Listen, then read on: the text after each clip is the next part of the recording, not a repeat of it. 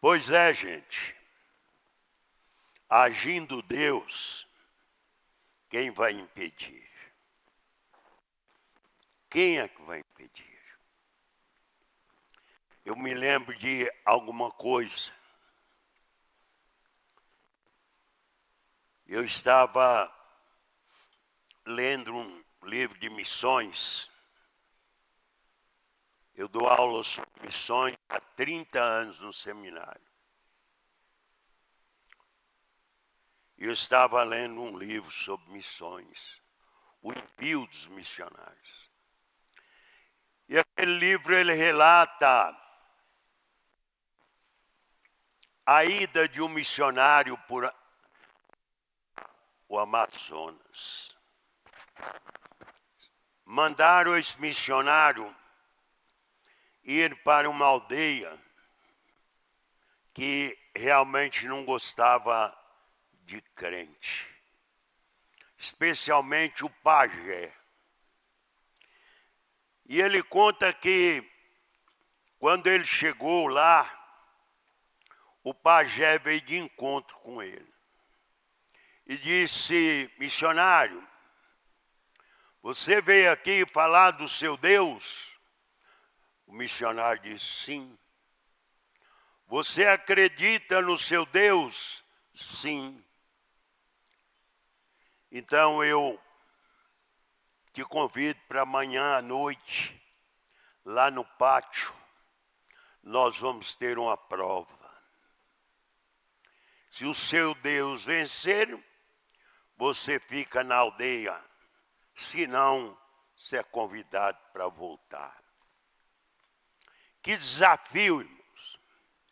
Talvez você imagine, pastor, nós estamos vivendo uma dispensação da graça. Esse desafio nunca vai ter com a gente, não. Como diz o outro, não entra nessa. Porque eu já passei apurado várias vezes.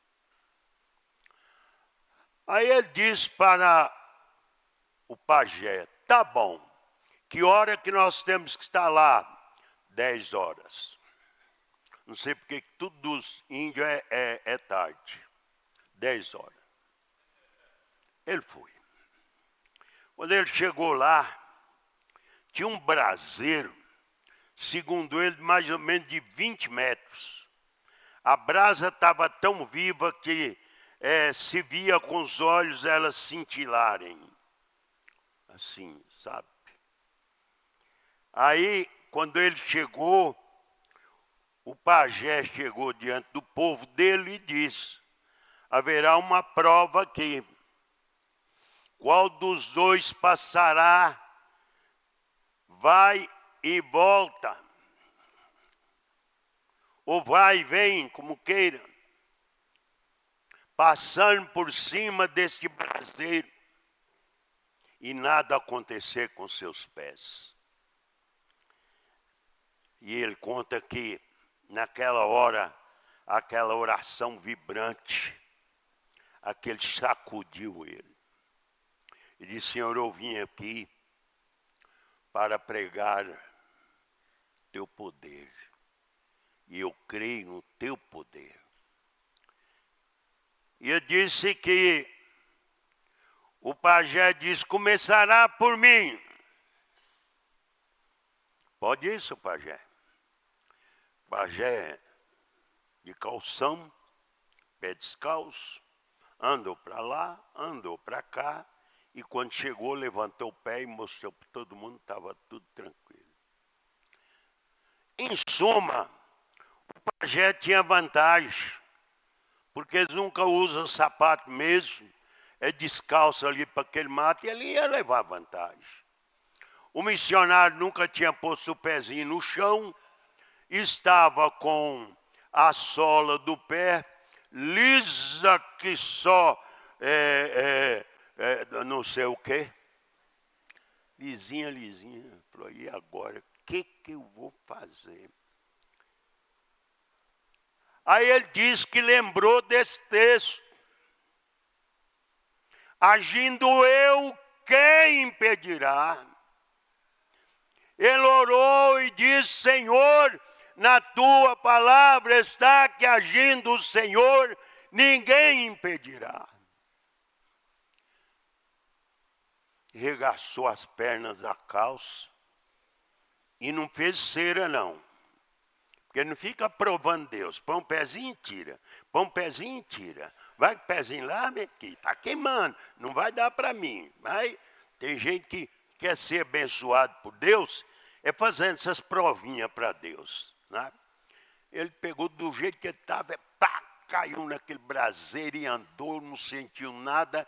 E ele voltou e ele falou: vou te dar, pajé, mais uma de graça. Ele foi e voltou, e o pé nem vermelho ficou. A aldeia bateu palma e disse: este é o homem que nós queremos. Provas, elas existem.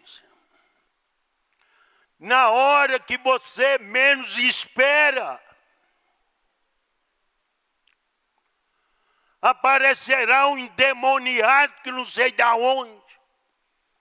Muitas vezes chega para atrapalhar o culto. E a igreja, nesta hora, todo mundo só pensa no pastor. Ah, o pastor agora é o nosso guarda. Ô pastor, pelo amor de Deus, ô pastor.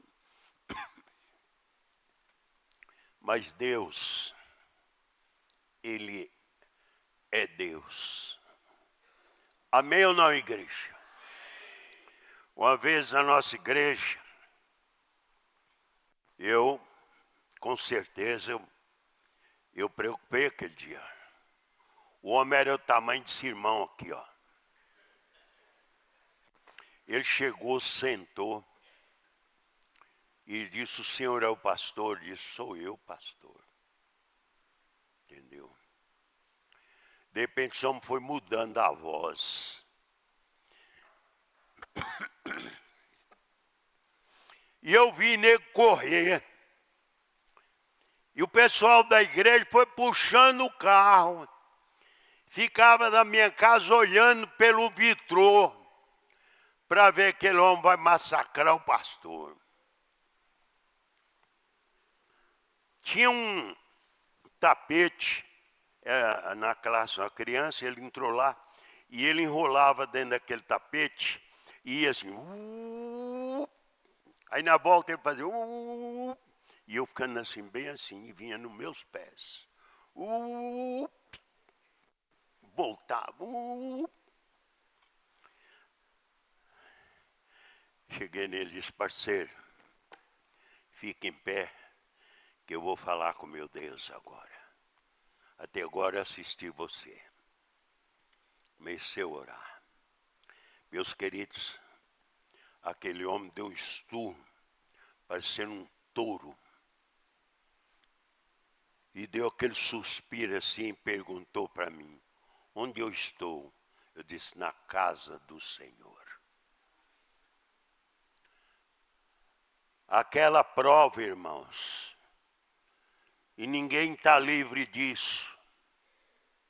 Quando eu falo aos jovens que devem confiar nesse Deus, vocês devem confiar. Diante de Deus temos que ter decisões. Lembre, Deus abre portas, como também fecha portas. E ao anjo da igreja que está em Filadélfia escreve: isso diz o que é santo, o que é verdadeiro, o que tem a chave de Davi, o que abre e ninguém fecha, e fecha e ninguém abre.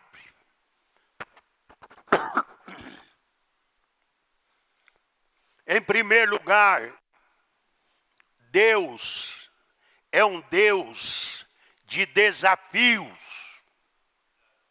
Ele próprio nos desafia. Lembra quando ele chamou Moisés para ir até Faraó? Moisés colocou vários obstáculos. Moisés chegou a dizer que não sabia falar, não tinha condições de falar e tanta coisa, achando que dizendo isso, Deus ia dar um jeitinho brasileiro e colocar outro no lugar dele. Não! Quando Deus te chama, jovem, você pode fugir, você pode correr. Ele vai te buscar debaixo da tua cama, ou vivo ou morto. Se lembra de Jonas? Correu. Deus mandou ir para Nínive, foi para Tarso e assim por diante. O que adiantou?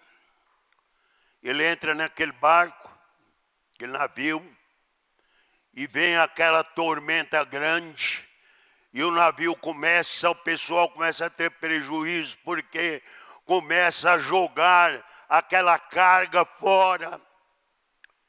E daí a pouco, quando olha e vê lá o homem de Deus, está sentado num canto, dormindo, irmão.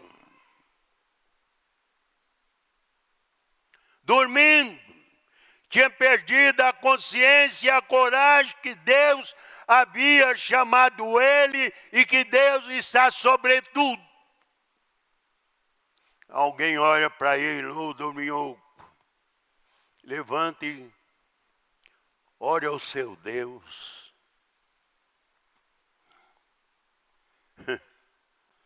Aí um pega nos pés e outro pega na cabeça, no ombro, sei lá, e conta 1, 2, 3.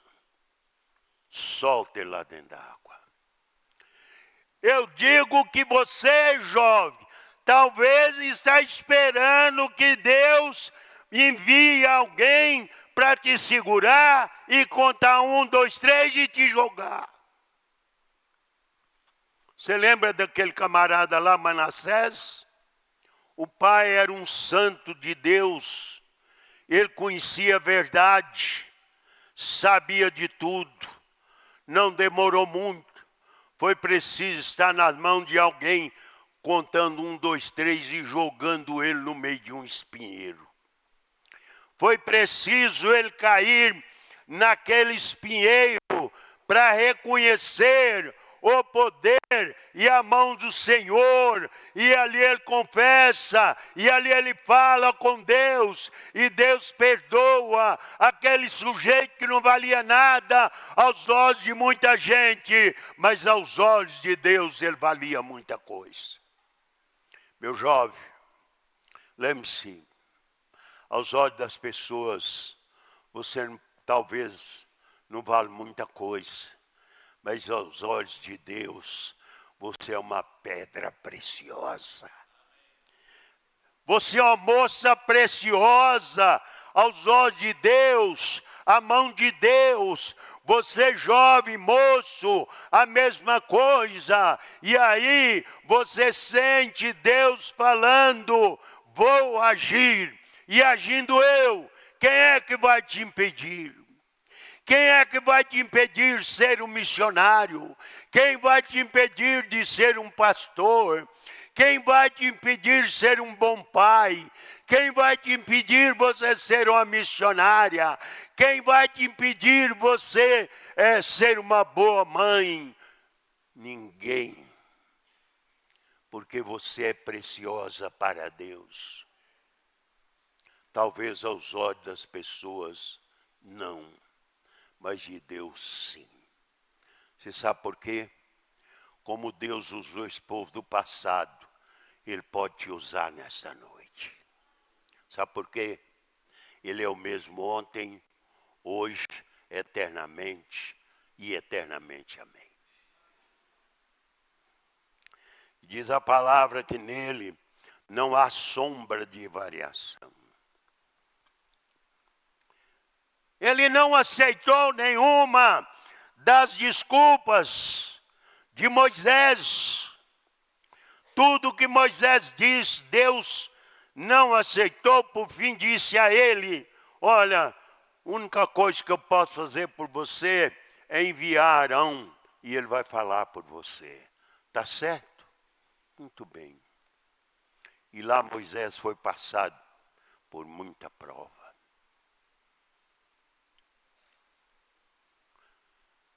Faraó, muito sarcástico, chama os seus feiticeiros. E os feiticeiros vêm lá, com as suas varas. E os feiticeiros jogam a vara. E aquelas varas viraram aquele monte de cobra. Que desafio! Ele olhando para lá e vendo aquelas najas soprando na cara dele. A naja cuspideira, cuspindo na cara dele, para matar ele. Confiado no Senhor, pega a sua vara, o seu cajado, e joga lá, e vira uma cobra que come a cobra dos feiticeiros. Agindo eu, quem vai dizer o contrário? Fica imaginando a cara de Moisés e de Arão, vendo aquela vara transformando numa grande serpente e comendo a serpente dos feiticeiros. É assim que Deus faz com a pessoa. Bem por isso, Paulo, quando ele escreve, ele diz assim que se alguém está em Cristo, nova criatura é, as coisas velhas já se passaram e eis que tudo se fez novo. Mas cadê essa novidade de vida para muitos jovens? Quando Deus fala para um jovem chamado Jeremias, clama a mim e responder-te-ei coisas grandes que tu ainda não sabes. Jó, você não sabe as coisas grandes que Deus tem para você. Fica firme no teu lugar que Deus tem elas aí para você. Aquilo tudo não livrou Jeremias do calabouço, mas Deus não deixou ele no calabouço. Aquilo tudo fez Jeremias ir lá no oleiro, ver o oleiro trabalhar. E ele viu o sistema do oleiro. E ele disse, agora sim, eu preciso.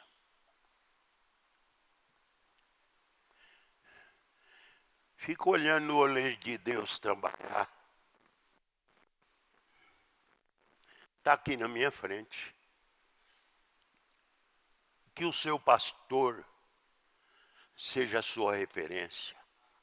Chega no seu pastor, viva com o seu pastor, ande com o seu pastor, aprenda do seu pastor, porque ele é alguém que Deus vai usar para direcionar você. Quando eu tinha 14 anos, eu sempre gostava de estar ao lado de pastor, não sei porquê. Eu gostava. Tinha um pastor espanhol que era bravo para chuva. Mas ele tinha uma confiança tão grande em mim, quando ele viajava muitas vezes, chamava eu para ir junto com ele. Agora eu só tinha vergonha por causa das casas que ele ia comer. Era cada lugar chique que vocês precisavam de ver.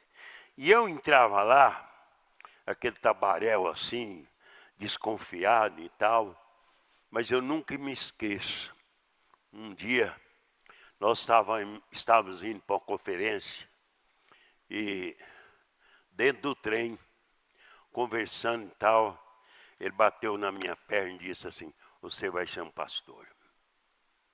Disse, obrigado, pastor. Vim para São Paulo. Quando eu cheguei, encontrei outro. Você vai ser um pastor. Veio outro missionário americano trabalhar com a gente. Você vai ser um pastor. Falei, rapaz, Deus está usando tanta gente assim. Eu vou ser um pastor. Senti o chamado de Deus no ministério a partir daquele dia. E eu era casadinho de novo com Preta. E eu cheguei em casa assim, irmãos.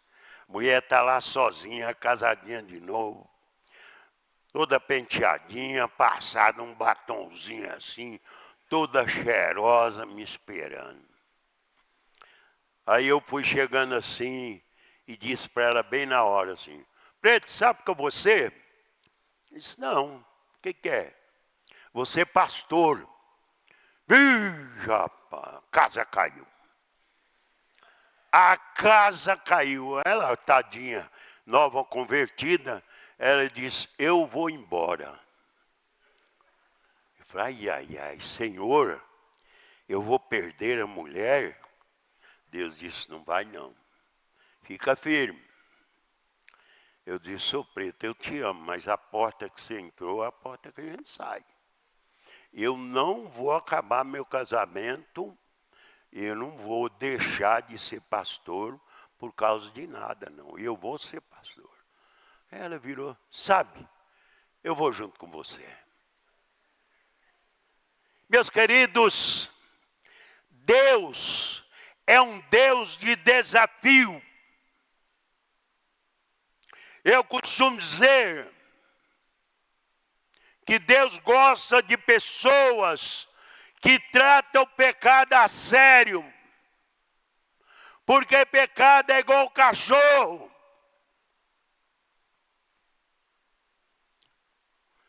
Cachorro, você late para você, cachorrão grandão, ele late para você. Você bateu o pezinho para ele e fala, passa cachorro. Diz que das nossas axilas sai alguma coisa que ele cheira e ele sabe que a gente está com medo. Então o que é que você tem que fazer? Passa a mão num pedaço de pau e parte em cima dele, se ele não bota o rabo no meio das pernas e some. Ninguém deve alisar pecado. Não fique alisando os seus maus hábitos. Não fique alisando os seus pecados. Trata eles a sério. É isso que Deus quer fazer de você. Tenho experiência própria disso. Vocês nunca devem esquecer como foi com Josué, falei hoje cedo. Josué, Deus deu um grito nele, bem forte. Josué, meu servo Moisés é morto. Tem gente que gosta de ficar chutando cachorro morto, leão morto. Ah, morreu, irmão. Ninguém vive de bênção do passado, não. Ninguém vive de nome do passado, não. Você vive de um presente confiante no Senhor. Para com esse negócio de dizer, minha mãe, meu pai, meu avô, não sei o quê, não sei o quê. Muito bom o legado que os nossos pais nos deixaram, mas hoje eles não valem mais para nós. O que vale para nós é olhar para Deus, Senhor. O Senhor diz que agindo o Senhor, ninguém vai fazer. E eu vou. Satanás vai sempre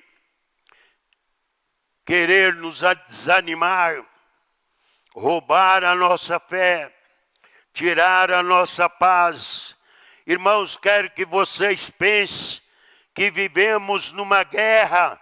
Por isso que Deus disse, agindo Deus, quem impedirá? Nessa guerra, nós temos que vencer, jovem. Nessa guerra, você precisa vencer, moça. Porque Deus está contigo. E continua aqui.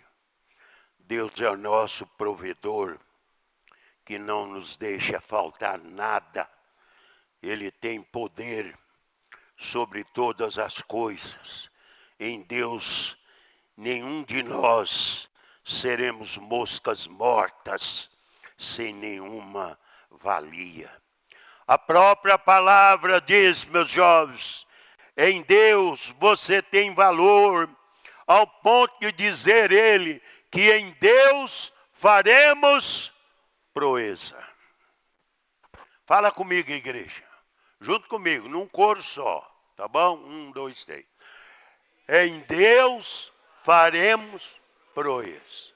Não, vamos falar mais alto. Esse trem está fraco demais. Nem minha igreja, que é menor, não vai sair apagadinha assim, ué. Pelo amor de Deus. Vamos lá, 1, 2 e... Agora, mulherada, solta a voz. Em Deus... Amém, mais uma vez. Em Deus. Não no pastor. Não nas pessoas, mas em Deus. Estava ouvindo de uma ilustração, pastor Fabiano. Tinha uma velhinha, e aquela velhinha estava passando por uma necessidade muito grande, mas ela era uma crente. E tinha um pessoal na rádio, com um programa. Ela ligou o radinho dela no programa daquela rádio. E um pessoal falando, olha, você está assim, não sei o quê, patatá, patati, né? Dá o seu endereço e nós iremos na sua casa e a gente vai ver o que faz por você, aquela coisa toda para ter audiência. Um satanista, ouvindo aquilo, sujeito muito rico, chamou 3 dos seus súditos e disse o seguinte, ó, o endereço é esse aqui, ó. Vocês vão fazer uma compra de jeito que a caminhoneta vai arrastando o diferencial no chão. E você chega e leva para essa velhinha. Tá bom. E quando você chega lá, espera ela perguntar, quem mandou? Certo? E se ela perguntar quem mandou, vocês falam que foi o diabo. Pronto. Vai lá aquela caminhonetona, chegou lá. Sai a velhinha lá. Bom dia. Bom dia. A senhora é a dona fulana? Sim, senhores. Vamos entrar. Abriu a porta. Esses homens entraram. E foi colocando colocando carne de todo tipo, colocou tudo, encheu a casa da velhinha até o teto e ficou coisa até no quintal. E a velhinha ficou olhando para aquilo ali, atônita. Meu Deus, quanta coisa! Né? Aí um daqueles curiosos que já estava com pressa, disse, ô, minha velhinha, a senhora nem pergunta quem que mandou? Ela disse, não. Aí eles pegaram e disseram, foi o diabo que mandou para a senhora. Coisa maravilhosa. É que quando Deus manda, até o diabo obedece. Não é assim que nós precisamos ser? Hein? É desse jeito. É aquela fé viva, fé convincente, para não ser essas baratas mortas, crente poeira, poeira de cemitério, como dizia o Dr. Bob Liner. Levanta, jovem, e faça a diferença. Porque todos que levantarem em nome de Jesus fizeram a diferença. Salmos 60, verso 12, que diz, em Deus fazendo proeza. Versículo do dia para meditação. Esse versículo nos diz que devemos confiar em Deus em toda coisa, pois Deus tem autoridade. Confiar em Deus nos tornará mais sábios e mais inteligentes e capazes para, por exemplo, quando o jovem Davi lutou contra o gigante Golias, ele derrotou, não confiado nele, nem Israel, mas no Senhor. Ele diz, eu vou de encontro com você, Brutamonte. Eu vou em nome do Senhor dos Exércitos. E pá! Não errou a primeira. Se tivesse errado a primeira, tinha mais 4 ainda no embornal dele. Mas Deus, Ele é o Deus que age de acordo com a nossa fé. Não é? Essa é que é a verdade. Quando os israelitas foram perseguidos pelos soldados egípcios no Mar Vermelho e não tinham poder para saber para onde ia, eles confiaram em Deus. E o que aconteceu? Deus separou o mar para eles passarem. E os guiou para escapar da perseguição dos soldados. Há muitas coisas que nos permitem ver as maravilhas de Deus. Nós humanos somos impotentes, porém Deus é o Todo-Poderoso. Quando confiamos em nossa própria capacidade de fazer as coisas, sempre acabamos em fracasso. No entanto, quando confiamos em Deus para fazer as coisas que agradam a Ele, obteremos as suas bênçãos e orientação, e nós, na verdade, seremos felizes. Seremos felizes. Eu quero crer que é por aí que nós, como seres humanos, filhos de Deus, devemos seguir o nosso caminho. Assim como a Bíblia diz que o temor de Deus é o princípio de toda sabedoria. A maior sabedoria em nossa vida é que podemos confiar em Deus e procurar Deus em todas as coisas. E assim nós tocaremos o nosso barco. É assim. Certa feita é perguntar para John Wesley: ô John Wesley, por que todo lugar que você vai tem uma multidão de gente te acompanhando atrás de você? Ele diz: eles gostam de ver o fogo do ser e o poder de Deus sobre mim. Por causa disso. Certa feita um jovem chegou a Spurgeon e disse: ô doutor Spurgeon, queria pregar igualzinho o senhor. Você pode ter melhor que eu, por que não? Não é? Ele disse: o senhor pode me dar um sermão? E eu carrego comigo, vou pregar ele. Ele foi lá na capanga lá, tirou. Disse: prega, meu filho. Se pegar fogo, tem poder. Se não pegar, vai com Deus.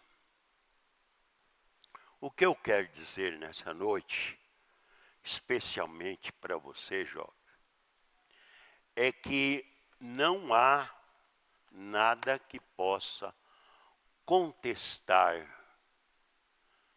esse trecho de Isaías. Por quê? Alguém pergunta para mim, por que naquele tempo as coisas eram diferentes? Diferente o quê? As igrejas cheias. E todo mundo via Deus agindo. Porque Deus sabia como estava o coração deles. Você sabe que se você estiver com seu coração contrário a tudo, Deus não vai agir. E aí nós vemos textos da palavra dizendo o resultado de tudo descendo sobre o povo e sobre a igreja, quando diz ali a palavra bendita Vamos ler aqui, para terminar, não é? Diz a palavra do Senhor. Diz que o povo estava reunido, orando, e as igrejas começaram a crescer. E crescia consolada, confortada. Uma coisa é você crente, e outra coisa é você ser consolado e confortado pelo Espírito Santo de Deus. Há uma diferença muito grande para a sua e para a minha vida. Jovem, se você está aqui nessa noite e você quer ter esse poder de Deus, entrega o seu coração para Jesus. Entrega a sua vida para Jesus. Entrega a sua vida para Jesus. Ele vai fazer coisas, ele vai mudar a sua vida. Homem nenhum muda a vida de homem algum. Mas Deus muda. O homem não muda o homem, porém Deus muda. Deus muda. A Bíblia diz: entrega o seu caminho ao Senhor, confia nele e ele tudo fará. Está pronto para fazer tudo. Eu quero convidar você nessa noite para curvar a sua cabeça, sentadinho mesmo. Eu quero ir embora